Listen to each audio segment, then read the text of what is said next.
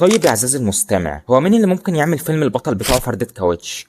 طب هو في كده اصلا او ده كلام موزون؟ الغريب انه بتتفرج على فردة كاوتش بتصحى من النوم وبتبدا انها تتمشى في الصحراء وبتتحول بعدين لقاتل متسلسل. طب هو ايه اللي انت بتقوله ده؟ ازاي يعني فردة كاوتش بتصحى من النوم وبتبدا انها تقتل الناس؟ مين اللي عمل الفيلم ده والمخرج كان بيفكر في ايه؟ ما تسالنيش ليه يا عزيزي المستمع، لان المخرج نفسه قال لك ما تسالنيش ازاي، عشان ما فيش سبب منطقي، وده اللي خلى الفيلم بعد كده يبقى من اغرب افلام الرعب والكوميديا اللي اتعملت. فاسمع وركز ويلا نبدا. الفيلم بيبدأ باسمه ايه ده اللي بيكون ماسك في ايديه الاتنين مجموعة من مناظير الرؤية عن بعد، وبيكون واقف مستني حد، والعربية دي بتطلع وبتبدأ انها تخبط في الكراسي اللي محطوطة على الطريق دي بطريقة عشوائية، واللي سايق بيخبطهم كلهم كرسي كرسي بلا استثناء وبيكون متعمد ده. والعربية لما بتقف في ظابط بيقوم نازل من الشنطة اللي ورا، بدل ما يكون راكب زي الناس بينزل من شنطة العربية. طيب ماشي، وبيقف قدامنا يكلمنا احنا كمشاهدين، وبيقول لنا ان مش كل حاجة لازم يكون لها سبب، وبيتكلم عن امثلة لبعض الافلام، وبيقول يعني ان ما كانش في سبب منطقي لمشاهد معينة حصلت في الافلام دي، وانسوا المنطق واركنوه على جنب لان مفيش سبب واضح. والمخرج هو بيحاول يوصل لك الفكره من اول الفيلم خالص يا عزيزي المستمع، بيوصل لك انك هتتفرج على فيلم بطله فردة كاوتش وما تسالنيش هي ازاي عايشه وعندها قوه خارقه وليه بتقتل الناس، لان الفن مش لازم دايما يديك تفسير لكل حاجه، والظابط بيكون موجه كلامه للناس دي اللي هم مين؟ المشاهدين يا عزيزي المستمع. حاجه زي ما يكون المخرج كده خلى المشاهد جزء من الفيلم، او ممكن يكون تفسيرها غير خالص او ملهاش تفسير، ما هو قال لك ما تسالنيش. واسمه ايه بيدي لكل واحد فيهم منظار في ايده عشان يتفرجوا على احداث الفيلم اللي هم كمشاهدين بيتفرجوا عليها، وكذلك احنا برضو كمشاهدين بنتفرج عليها. طيب في نص الصحراء وسط مجموعه من الخردة بتكون في فردة كاوتش مدفونه تحت الرمل، وبتبدا انها واحده واحده تتحرك لحد لما بتطلع من تحت الرمل، وبيكون واضح انها لسه بتبتدي تفوق لانها كل شويه تقع وتقوم، وبتتمشى بقى في الصحراء وبتتطوح شمال ويمين عادي، يعني الحياه جميله. فردة كاوتش بتتفسح وبتشم هوا لحد لما بتشوف ازازه ميه فاضيه قدامها، فبتدوس عليها تطبقها وبتعدي من فوقها، وبتشوف برضو العقرب ده فبتدوس عليه بتهرسه وبتكمل في طريقها، ولحد برضو لما بتشوف ازازه ميه فاضيه تانية بس بتكون ازاز،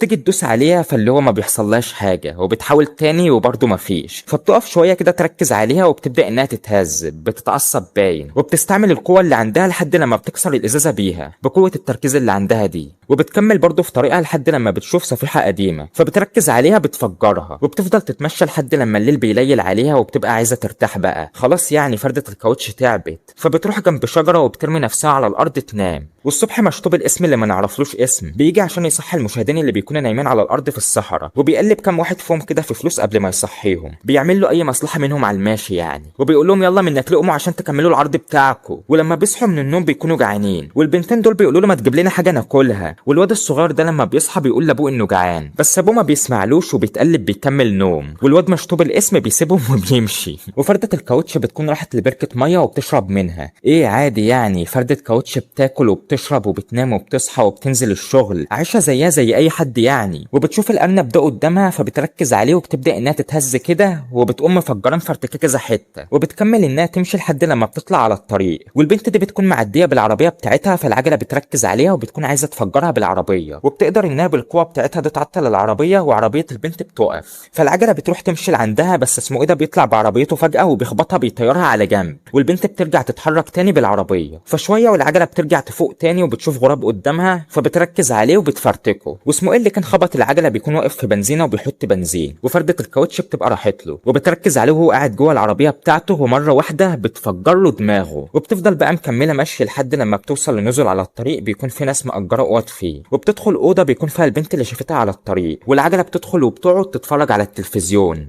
حاجه يعني.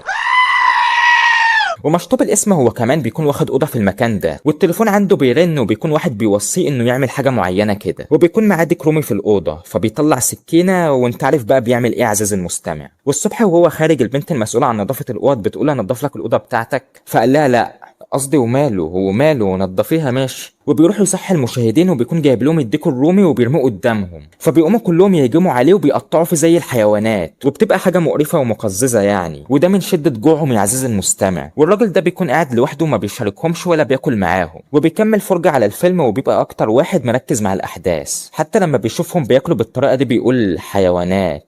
طب ايه اصلا اللي كان مخلوهم قاعدين بالكام يوم في نفس المكان من غير اكل ولا شرب، وبيناموا كمان مكانهم عشان يفضلوا بس متابعين احداث فيلم فاضي؟ دي بقى فكره ساخره من المخرج المخرج انه بيوصل لك ان الجمهور بيبقى مستعد يقعد بالساعات يتابع ويعرف ايه اللي هيحصل بعد كده، لدرجه انه بيتجاهل احتياجاته من اكل وشرب والكلام ده. بس هم عملوها يعني بشكل مبالغ فيه قوي، لدرجه ان لما مشطوب الاسم رمى قدامهم الديك الرومي قاموا يقطعوا في لحمه زي الحيوانات، وده من شده جوعهم طبعا. والبنت المسؤوله عن نظافه الاوض بتدخل اوضه مشطوب الاسم عشان تنضفها، وبتسمع صوت جاي من الحمام، وبتكون دي فردة الكاوتش فاتحه الدش وبتستحمى. انا ما اعرفش لو حد سمعني وانا بقول كده هيقول ايه بس. فالبنت بتمسكها وبترميها بره خالص، فالعجله طبعا بتتضايق ومشاعرها بتتجرح، وبتدخل لها جوه تاني عشان تنتقم منها. والواد ده بيشوف العجله وهي داخله الاوضه، فبيطلع يجري بيروح لابوه وبيقول له انا يابا شفت فردة كاوتش بتتحرك. فقال له انت يالا مش عندك واجب تعمله؟ قال له ما احنا في الاجازه. وبعدين فعلا انا شفت فردة كاوتش داخله الاوضه رقم 16 وقفلت الباب. فبيقول يا دي النيله، ده الواد باين عليه عقله خاف. خد يا ابني، خد يا ابني الفلوس دي واركب العجله بتاعتك وروح هات لنا بيتزا وتعالى. فقال له طب روح بص على الاوضه رقم 16. قال له ولا انا خلقي ضيق ما تعصبنيش، اخفى يلا من قدامي. وفردة الكاوتش بتكون فجرت دماغ البنت فعلا، وقاعده بتتفرج على التلفزيون بعد الجريمه اللي عملتها دي. وبعدها بتطلع تروح حمام السباحه اللي في المكان وبتقف قدامه وبتقوم نازله فيه، وطبعا بتغوص لتحت وما بتعرفش تطلع ولا تتحرك. والمشاهدين طبعا بيكونوا لسه قاعدين، كل واحد فيهم ماسك المنظار بتاعه وقاعدين متابعين الاحداث. والواد الصغير بيقول لابوه انا بطني وجعاني، فالاب بيقول ما فيش حد فيكم معاه برشام للمغص. وفجاه كلهم بيحطوا ايديهم على بطنهم وبطنهم بتوجعهم، وبيكون ده تسمم من الديك الرومي اللي كلوه. وبيكون مشطوب الاسم هو اللي بيكون كان قاصد يعمل فيهم كده فعلا. وكلهم طبعا بيفضلوا يعانوا وبطنهم بتتقطع، ما عدا طبعا الراجل ده اللي بيكون ما اكلش من الديك الرومي، وبيقول انا كل اللي انا عايزه ان اتفرج على العرض بتاعي. والواد خلاص بيكون جايب البيتزا وراجع، وبيعدي على الاوضه رقم 16 اللي فردة الكاوتش كانت دخلتها، وبيروح يفتح الاوضه، فبيشوف قدامه الجريمه البشعه اللي العجله عملتها وجثه البنت من غير راس. فالواد بيبقى طلب الشرطه، وبعد شويه بيكونوا وصلوا المكان عشان يحققوا في الجريمه اللي حصلت دي. والواد بياخد الضابط وابوه الحمام السباحه اللي بتكون فردة الكاوتش رمت نفسها فيه، وبيقول لهم فردة الكاوتش دي هي السبب، انا شفتها وهي داخله الاوضه. فابوه بيقول له ولا انا سمعت تهبيل كتير منك النهارده، انزل طلع الفرده دي من المسبح. فبينزل وبيطلعها بره الميه، والظابط بيقول له اسمع يا ابني دي مجرد فردة كاوتش عاديه. وابوه بيقول له دي حتى ما بتتحركش يعني زي ما انت بتقول. فبيقول له ما هي ممكن تكون غرقت. قال له ولا ما تخلينيش اقل منك بقى واديك على وشك قدام الظابط. فقال له بس انا متاكد ان هي اللي عملت كده. قال له ولا خد بعضك وامشي من هنا، غور من هنا يلا، وخد يلا فردة الكاوتش اللي انت طلعتها دي. وبيمسكها بيرميها. والظابط بيقول له انت شديد كده مع الولا. فقال له هنعمل ايه بقى يا حضره الظابط، ده الواد باين عليه اتهبل. والمشاهدين كلهم بيكونوا اتقلبوا وماتوا زي الفراخ من السم اللي اكلوه، ما عدا طبعا اسمه اللي ما كلش معاهم بيفضل عايش. واتاري بقى الظابط ده هو اللي كان السبب في تسميمهم اصلا. وبيقول لزمايله الظباط اسمعوني كلكم، احنا خلاص خلصنا، ممكن تروحوا دلوقتي، خلاص العرض خلص، بطلوا تمثيل، ما عادش حد بيتفرج علينا. فالظابط ده بيقول له انت بتقول ايه يا تشاد؟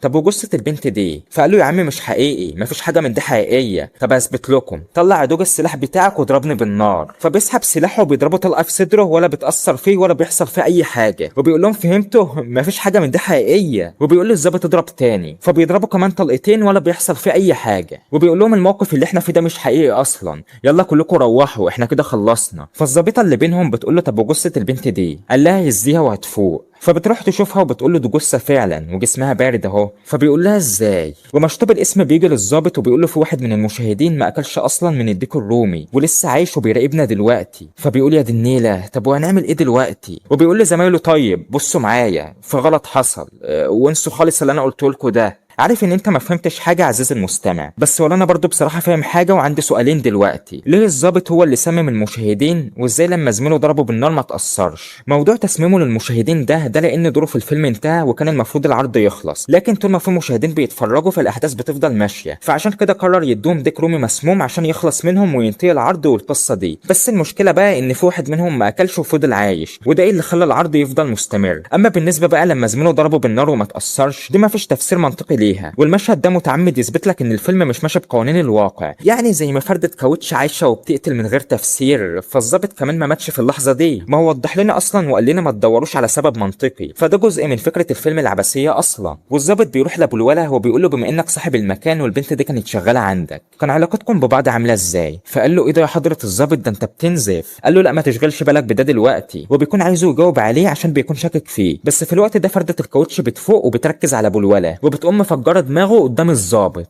فالضابط بيقول دي فردة الكاوتش هي المجرم فعلا. وفردة الكاوتش وهي بتتمشى بتقف قدام حته مرايه وبتشوف نفسها فيها، وبتبدا بقى تفتكر اللي عملته، قتلت مين وفجرت مين وكل الكلام ده. والواد بيطلع من وراها وبيقول لها هو انت اللي قتلتيها؟ ايه اتكلمي رد عليا. انا مش عارف يعني هترد عليه ازاي، بس هي لما بتلاقيه غبي كده بتسيبه وبتمشي. والظابط بيكون بيحاول يشرح لزمايله عن المجرم بعد لما بيكون اتاكد، وبيقلع فردة كاوتش بحالها من العربيه عشان يفهمهم ان المجرم فعلا فردة كاوتش. والواد بيروح لهم وبيقول لهم انا شفتها يا جماعه، شفتها دي بتهرب على الطريق. ومشطوب الاسم بيكون راح للراجل اللي فاضل من المشاهدين وبيكون جايب له اكل مخصوص ليه، بس بيكون طبعا مسموم. وبيقول انا جايب لك فراخ وبطاطس وشوربه وكمان حلويات وليك لوحدك انت مخصوص. فبيقول له لا مش عايزين متشكر. فبيحاول معاه تاني فبيقول له لا وقلت لك مش جعان. فبيقول له ازاي ده انت ما اكلتش اي حاجه بقالك كام يوم وكده غلط على صحتك وممكن تموت من الجوع كده. فقال له عجبني حالي. قال له طب استنى على قد ما تستنى لان كده كده مفيش نهايه اصلا. فقال له مش هتفرق، هفضل برضه اتفرج، انا حابب كده. وعربيه الشرطه دي بتكون وصلت لفرده الكاوتش وبيتقابلوا على الطريق. ففرده الكاوتش بتقف وبتركز على الضابط اللي قاعد في كرسي السواق وبتفجر له دماغه. ومشطوب الاسم بيبقى نسي نفسه وبياكل من الاكل المسموم اللي هو جابه، وبيبقى بيحكي للراجل عن قصه حياته وبياكل وهو منسجم. وبيقول ده انا وابويا واخويا لما كنا صغيرين رحنا وعملنا وسوينا. وفجاه معدته بتقلب وبتتكوى من جوه، وهو بيفضل يصرخ ويتوجع ويقول للراجل الحقني ساعدني انا مش عايز اموت. وبيفضل كده لحد لما بيقطع النفس وبيموت. والعجله وهي بتتمشى كده بتشوف مقلب زباله بيحرقوا في كاوتشات قديمه، وبتفضل واقفه تبص على المنظر متاثره بقى، ما شايفه اخواتها بيتحرقوا قدام عينيها وهي مش قادره تعمل لهم اي حاجه.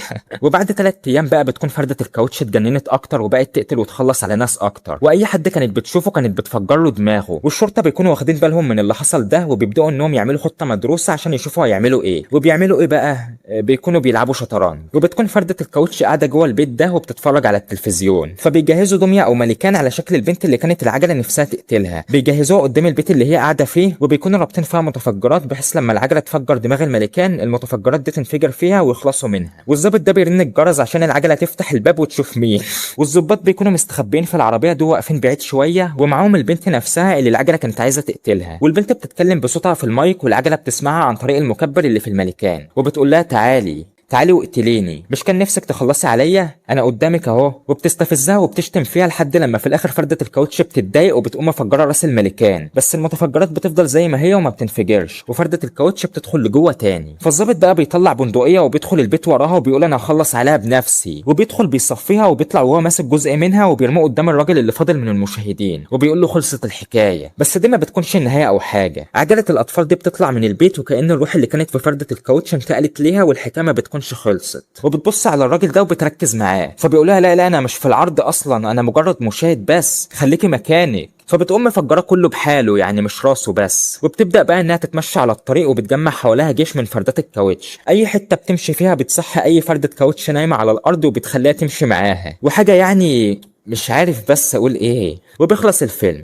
ايه رأيك يا عزيزي المستمع في كمية العبث دي؟ تديها كم من 10؟ كمية الحاجات الغريبة اللي في الفيلم دي تديها كم من 10؟ مع ان الفيلم فهمنا يعني ان مفيش سبب منطقي وما تسألش، وكأن المخرج كان بيقول لنا ان احنا في فيلم بيلعب بقواعده الخاصة، فما تسألنيش ليه. بس برضو رأيك في كومنت يا عزيزي المستمع، وبس لايك اشتراك فعل الجرس، واشوفك في ملخص الفيلم الجاي. سلامات.